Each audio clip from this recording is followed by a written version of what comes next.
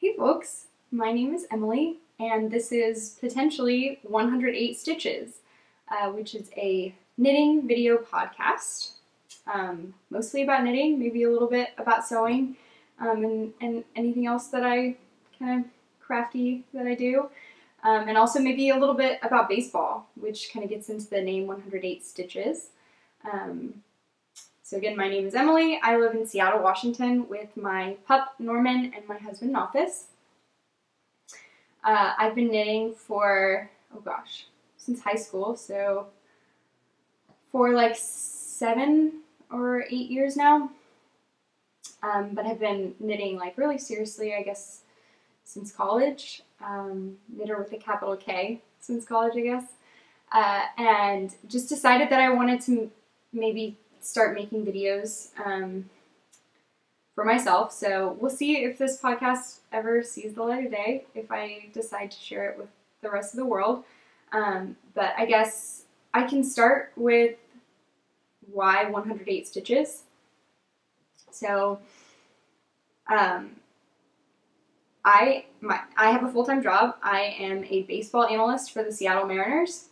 So I guess if you've ever read or watched the movie Moneyball, that's probably the best kind of public description of what I do. But essentially, I take math and data, and I do all kinds of analysis to try to make the Mariners better at baseball. And my work specifically is in predicting and preventing injury for our pitchers. So anyway, that's what I do as my full-time job, and then 108 stitches is actually the number of stitches in a baseball, so I thought that was kind of a fun crossover between two of my biggest passions. Outside of course, my friends and family, I would say the things I love most in this world are knitting and baseball. So I know that the knitting and baseball communities don't overlap very much, so there's probably not a huge audience for this, and I will mostly be talking about the knitting, but may just sprinkle in a little bit of baseball, and wanted to include it in the name a little bit, I guess. So I guess a little more on why I decided to do this. Maybe it's not a huge surprise because of my job. I really like to track things. I like to log things. I like to look at how things, evolve and change over time.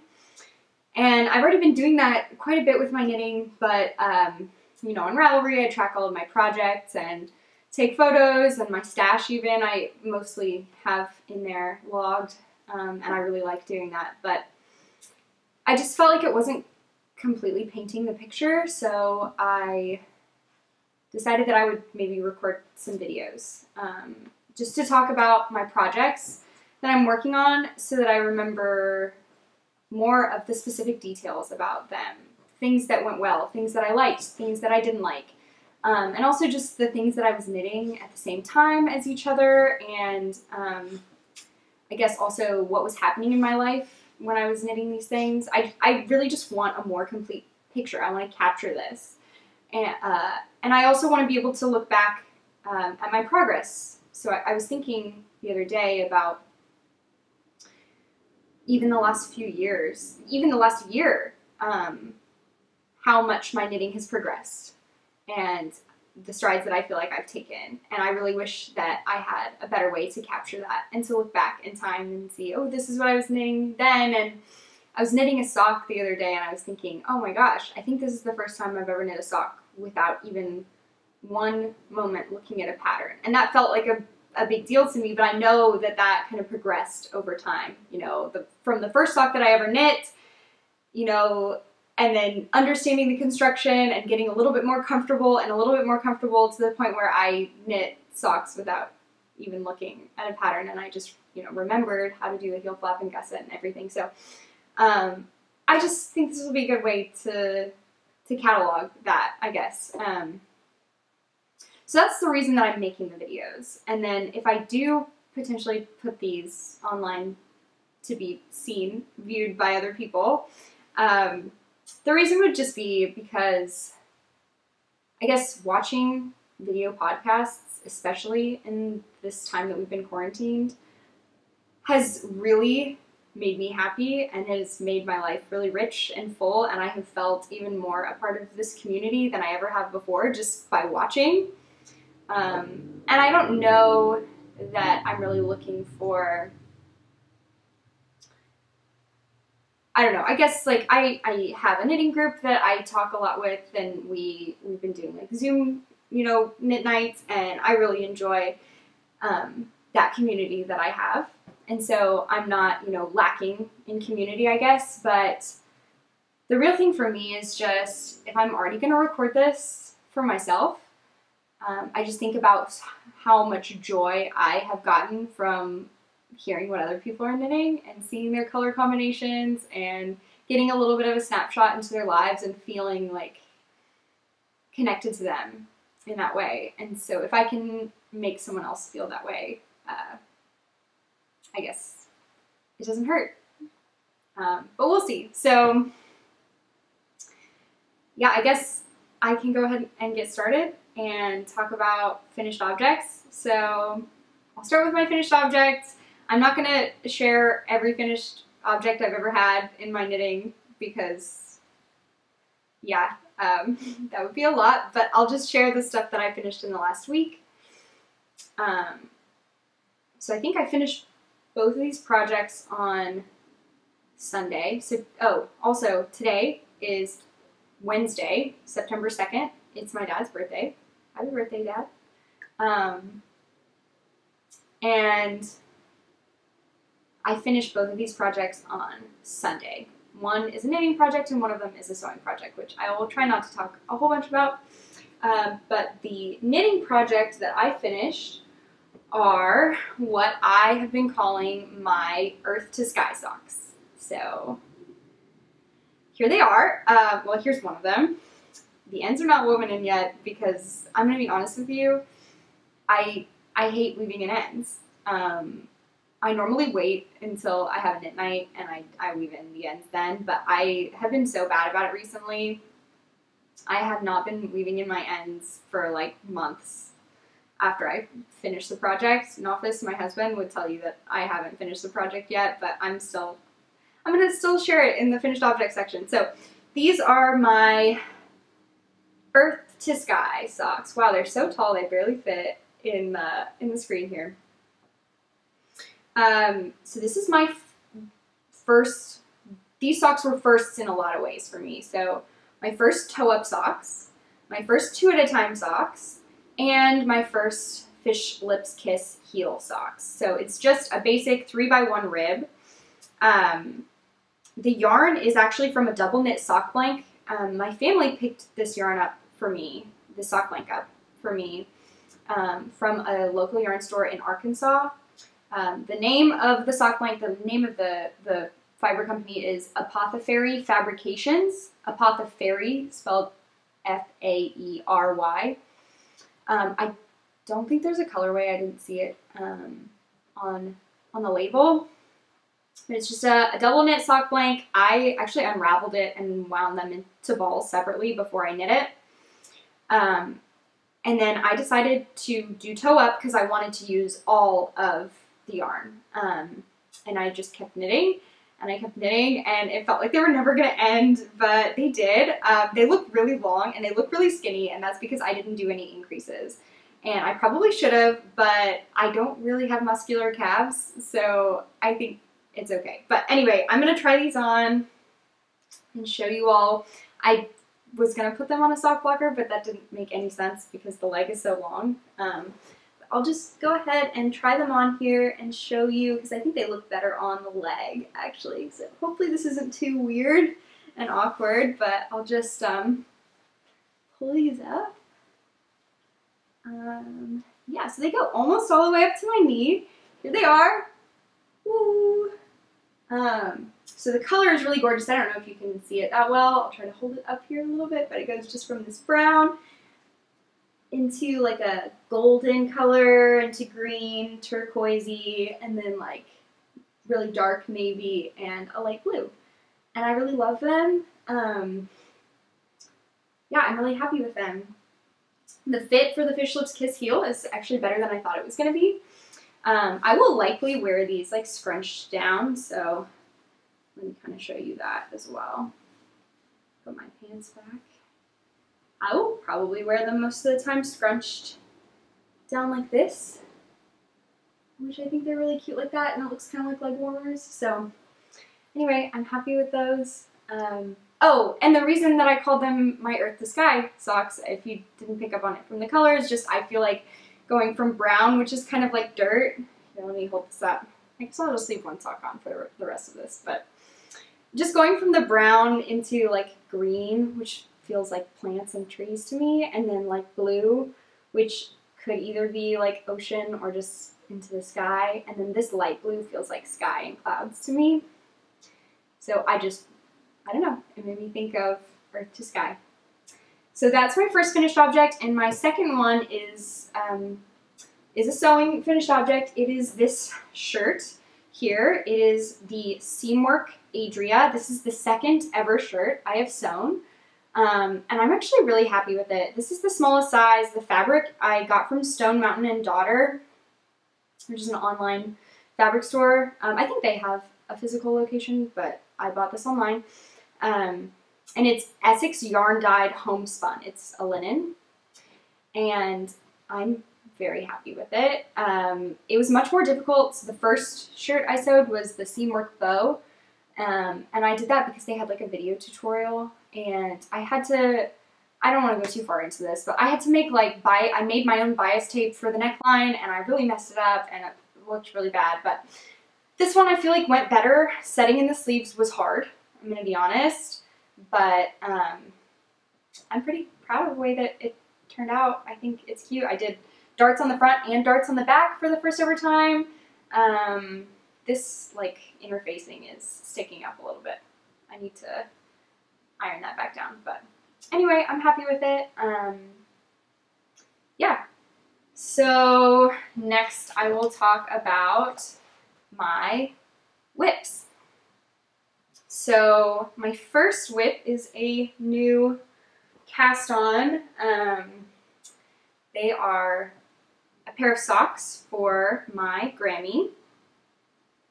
So the pattern is Hermione's Everyday Sock by Erica Luder.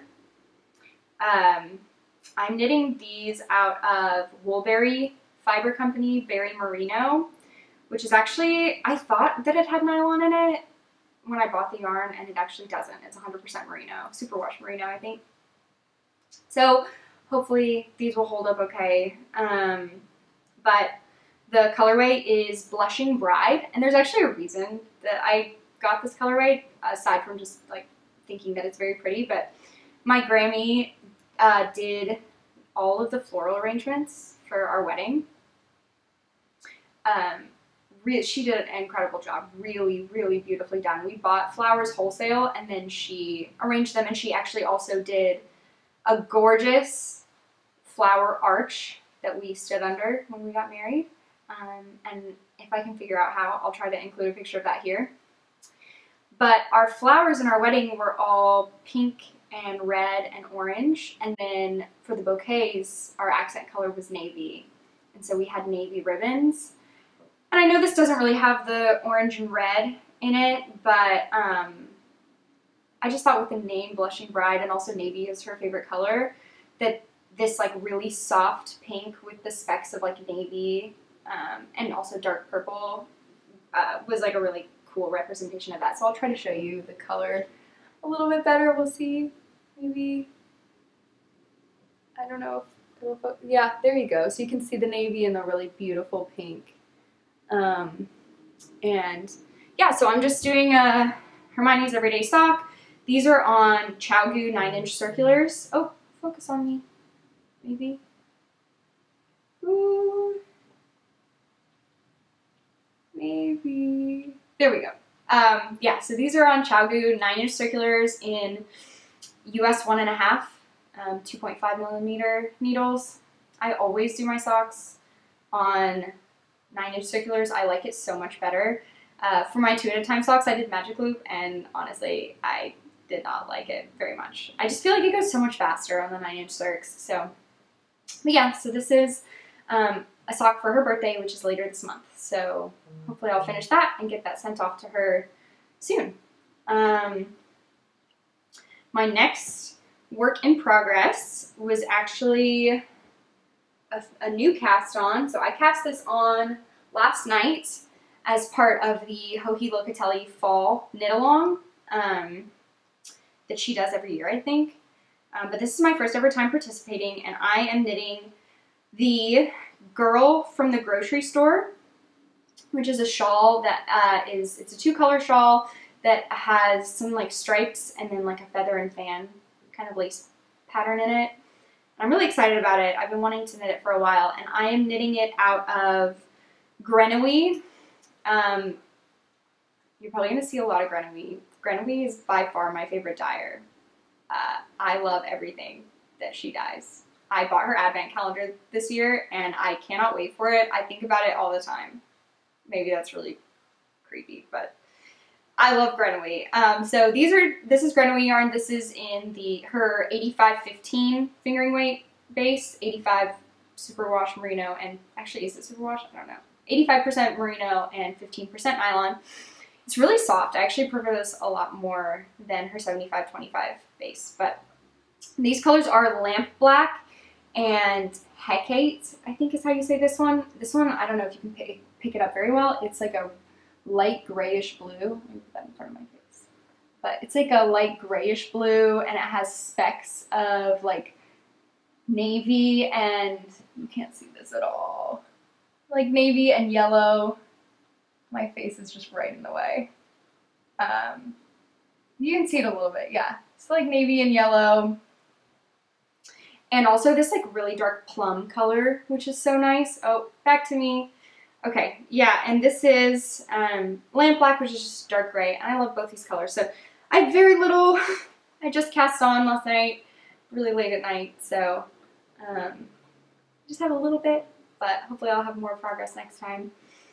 And these are, I think the pattern calls for size 7s, but I'm using size 6s. A couple reasons for that. One is because my 7s for my interchangeable set are in my Plumpy Shawl, which I'm going to talk about next. And the other reason is because I barely have enough yarn of the gray, so I decided to size down a needle, hoping that I would use a little bit less yarn and not run out. So, yeah, that is my second work in progress. My third that I mentioned just now is my Plumpy Shawl. So let me grab that. So this is Plumpy by Andrea Mowry. I do not know the best way to hold this up without losing stitches. Let's see. I'm almost done with it. So here it is. It is getting so big. Wow. I didn't even realize how big it was until I held it up like that. So this is Plumpy. The yarn I'm using is Earl Grey Fiber Company Oolong DK base, which is their 100% merino wool DK weight base. The colors I'm using, so color A is actually this gray color, which is Needle. Color B is the white color, which is Peppered. Color C is this one, which is showing up a little oranger, more orangey than it is in real life. It's a little more yellow, but this is called Stay Gold.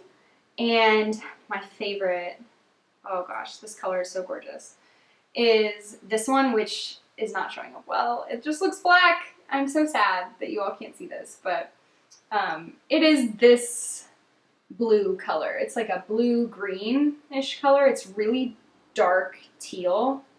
This is one of my favorite colors to knit with right now. I have several other skeins of yarn that are really close to this color. Grenouille does a really beautiful dark teal color, and I have a sweater quantity of that I can't wait to cast on. But yeah, this colorway is called Fjord. I don't remember if I said that. Oh yeah, and I'm knitting these on US size 7s in my Addy Click interchangeables. Just the interchangeable set I have, and I like them. Okay, so a couple modifications I've made, some on purpose and some not on purpose, or intentional, I guess I should say. So the first is I'd read, okay, well, actually before that, the pattern calls for roughly 1 skein of each color except 2 of color B, which is the white color, because it's the color that's kind of the like contrast color in all the brioche. So I got 1 skein of colors A, C, and D, and I got 2 of color B. But some people were talking about how they were running out of color A. So I knit this first section, this just end here, this white section was supposed to actually be in color A, which is the gray, and I knit it in the white instead because I was hoping that I would not run out of the gray yarn, because I thought I would have plenty of white because I had 2 skeins of it. So this is my first modification. The second modification, so I'll just say this section here, let me try to hold it up. This section, this blue and white section, I ran out of the blue yarn really early. So I did the full blue section. This, oh, let me try to hold this up. It's so big. So this section I completed. This section was supposed to be, I think, 12 repeats of like a 4-row pattern, and I got through 7. So I was 5 repeats short, and then I just ran out of blue yarn, which was a huge bummer. So I kind of lost my mojo. I cast this on like just a little less than a month ago, and I was kind of cruising on it, and then I stalled out a little bit because I was really bummed this happened. But what I ended up doing is just making the next 2 sections longer to try to make up for those rows that I missed in this section. I'm so sad because I think this is my favorite section, actually, the blue and white brioche section. I love it. But anyway, so I'm almost done with the following sections. This is section 7. I'm almost done with it, and then I just have 1 more section to go after that, and I'm really hoping I don't run out of the gray yarn. I have this much left, which I think is enough for the last section, but hopefully I don't run out of the gray yarn. So I'll be crossing my fingers. Yeah, so that should be done pretty soon. I really wanted to finish this by the end of August because I wanted to finish it before I cast on the grocery, the girl from the grocery store, before the Hoki Locatelli fall knit along, but I didn't make it. And I wanted to go ahead and cast on that shawl.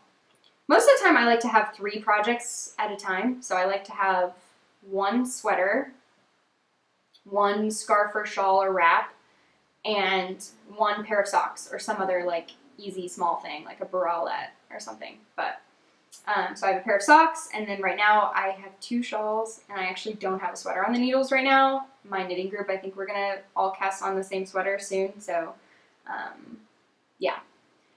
And then I have another, so I guess that feeds into my last whip, which is this is kind of a long-term whip, which is housed in my only acquisition of the week, which I'll talk about a little bit later. But so this whip, these are my baseball socks.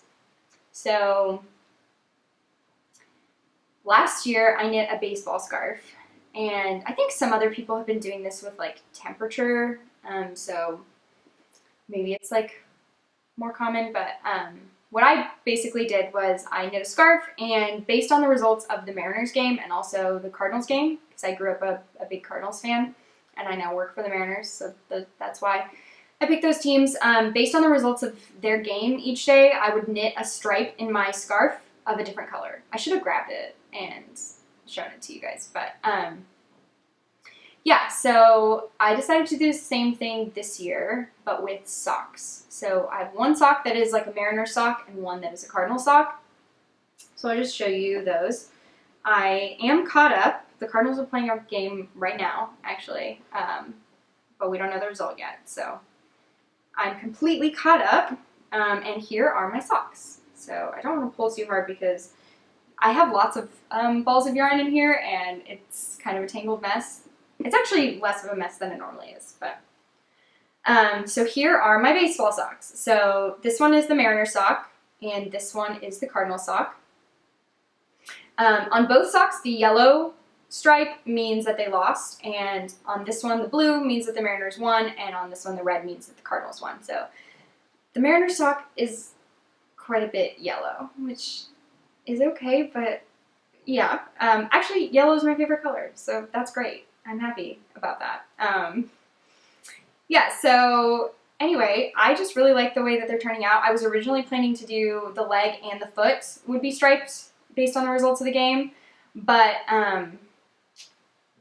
the season was abbreviated because of the pandemic, so they're only playing 60 games, and I thought that was about right for just the legs. So I did the cuff of both socks in this white yarn, so yeah, I guess I should talk about my yarn.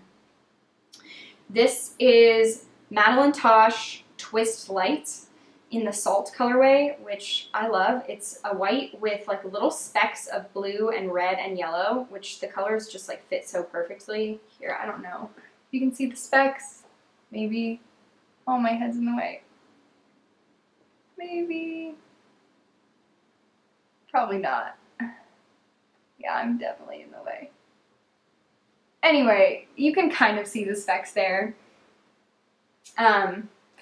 So that's what the cuffs are going to be in, and the heels and toes as well, but I'm not sure what I'll do for the foot. Maybe I'll do that white as well, or I'll just do like gray or something. Or I could do red for the Cardinal sock and blue for the Mariner sock. I'm not sure. I'll decide that later. But then the other yarn, this, the yellow is the Violet Valentine Tangerine Dream, and the red is also the Violet Valentine in the Sin Wagon colorway.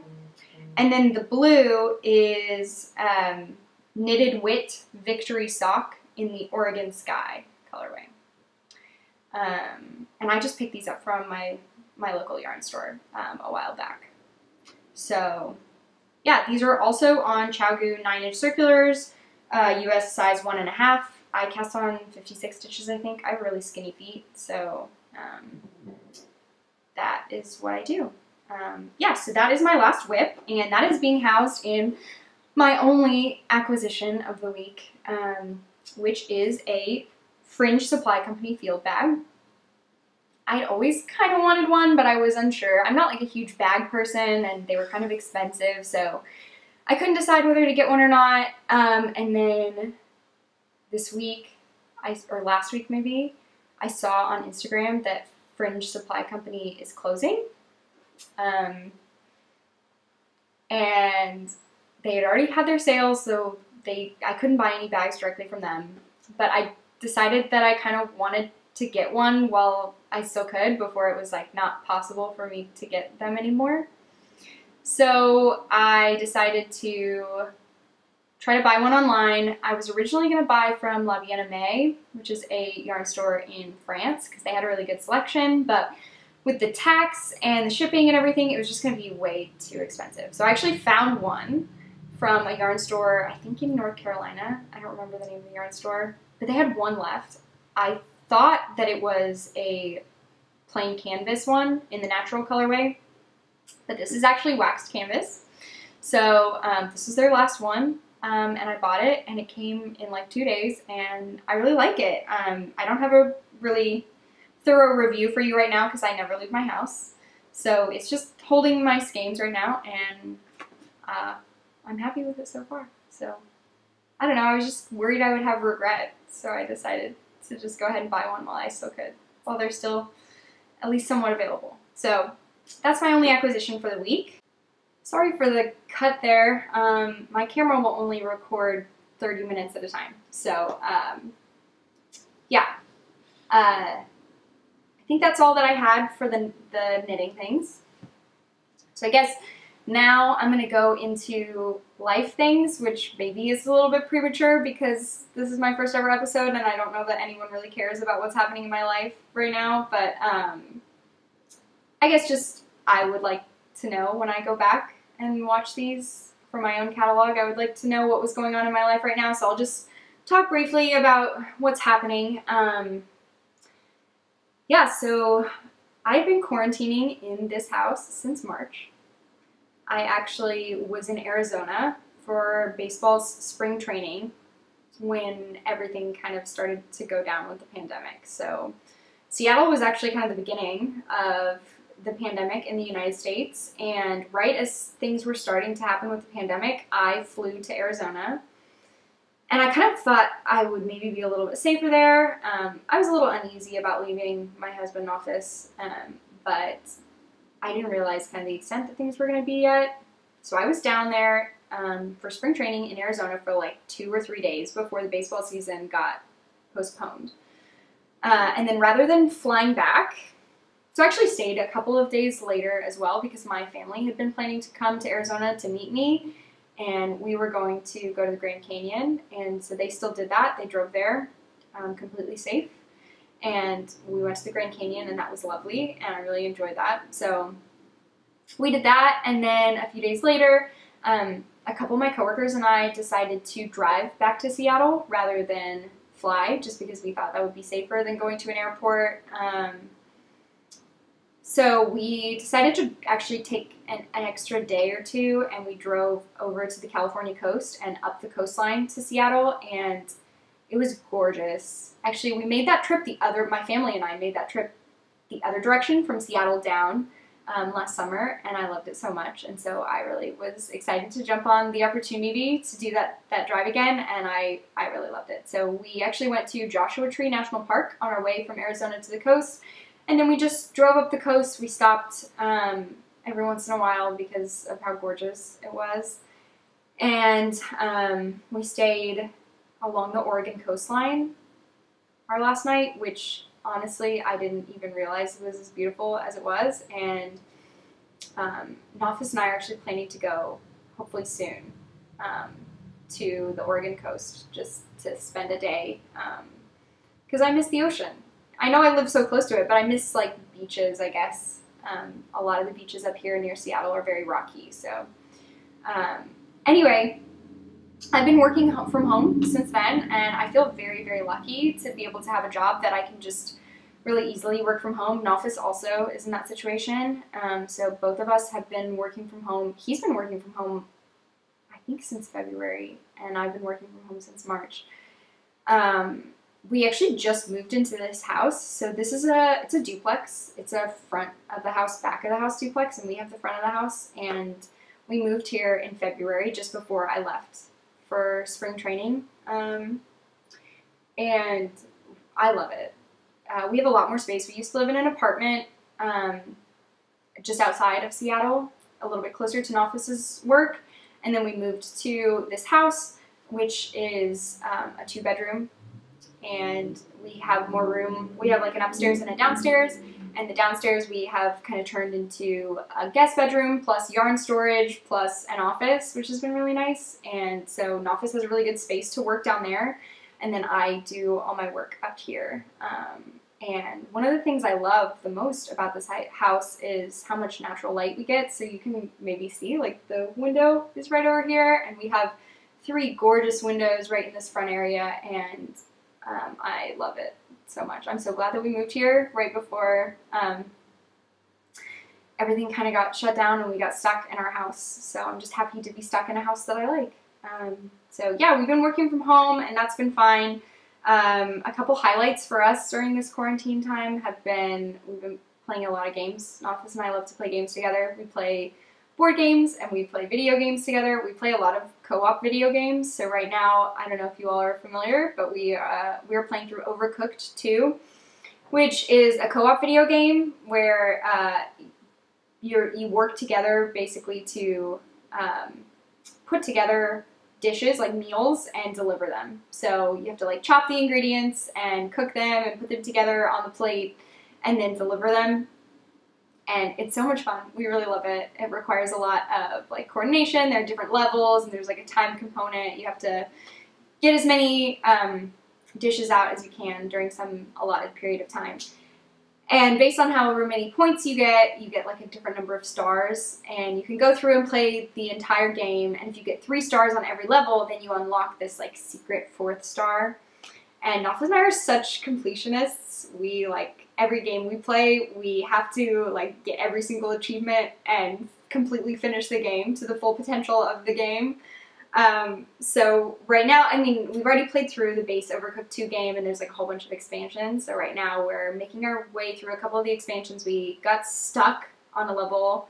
So we unlocked the 4th star, and we can't get the 4th star on a level. We've been stuck on it for months, and we just kind of put that one to the side, and we're playing a different expansion now. But I think it's, if anyone plays this game, it's Night of the Hangry Horde, level 3-1, I think is the one we're stuck on. I'm not positive.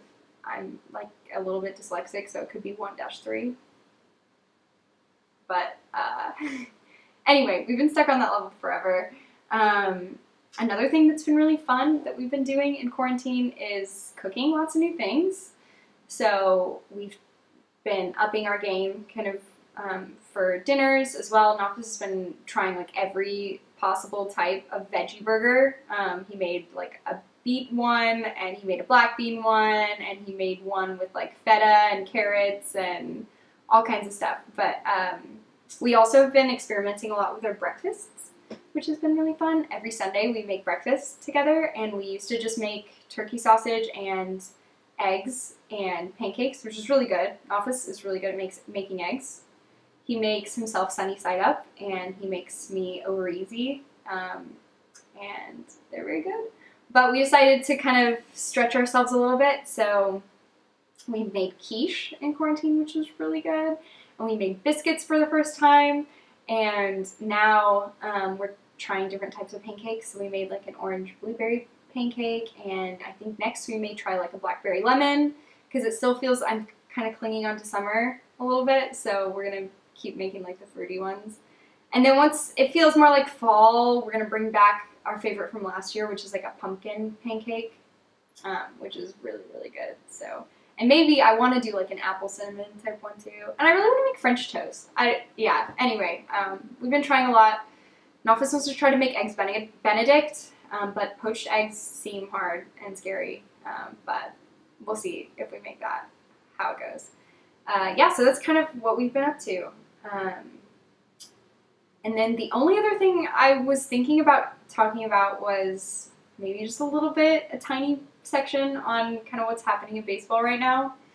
My baseball talk will probably be pretty centered on the Mariners and the Cardinals, like I mentioned before, and also the Marlins. My husband is a huge Marlins fan, and I'm not going to tell the story as to why right now. Maybe another time I will tell that story, but I can just tell you now that he does not have any connection to the city of Miami.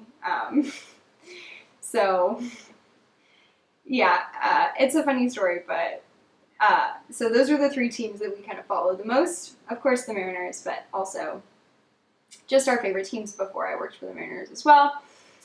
So, I guess what's happening in baseball now, Monday was the trade deadline. So it was, I don't really know how in-depth to go into here, but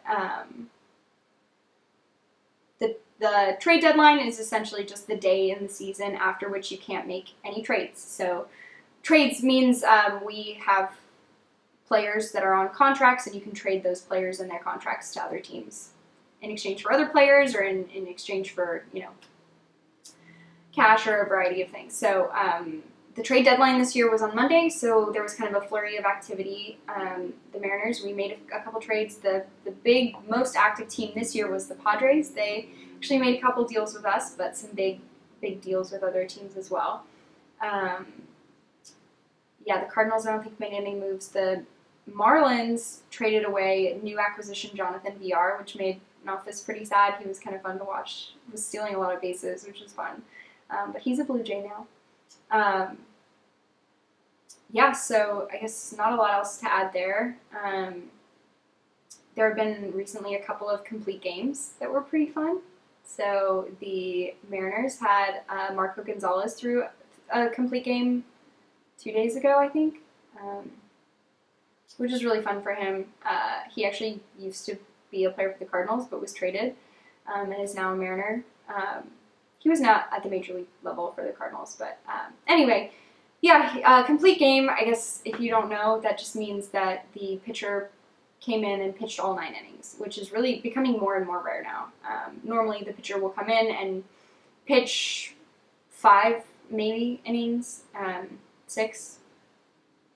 I don't know exactly what the average is now, but it's been getting shorter and shorter, just because there are a variety of reasons why the starting pitcher would come out, both because of like health concerns, because you don't want them to throw too many pitches and stay in too long, and also because they might get bad. They might get tired, and it might make their performance a little bit worse. And also just seeing the batters repeatedly, they kind of pick up on the pitcher stuff a little bit better later in the game. So anyway, it was kind of a big deal that he did that, and that was really exciting to watch. And then also Adam Wainwright, a few days before that, actually on his 39th birthday, he's a pitcher for the Cardinals, and I've been watching him pitch for so long, it feels like, and I love him, and it was really cool that he pitched a complete game on his 39th birthday, and that was really fun. So that's been enjoyable. I'm happy to have baseball and to watch it again.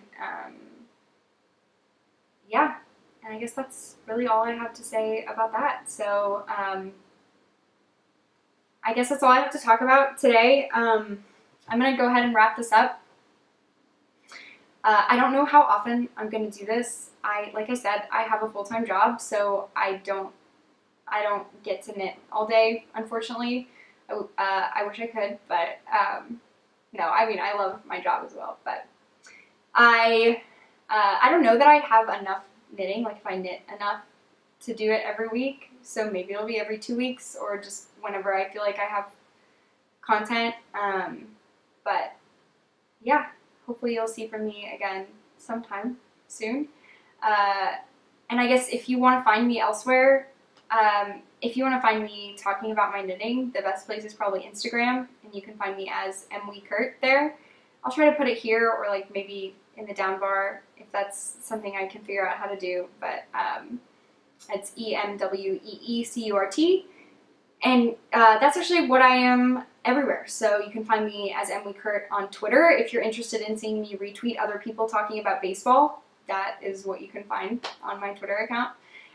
And then also on Ravelry, I'm MWeKurt as well. I'm not super active in groups or anything there, but I do post about my projects. I need to put pictures up of my most recent projects. But you can also see most of my stash there and my projects and my favorites and things in my queue. But yeah, so thank you for watching this, and I hope you do lots of knitting and watch lots of baseball and have a great week. Thank you. Bye.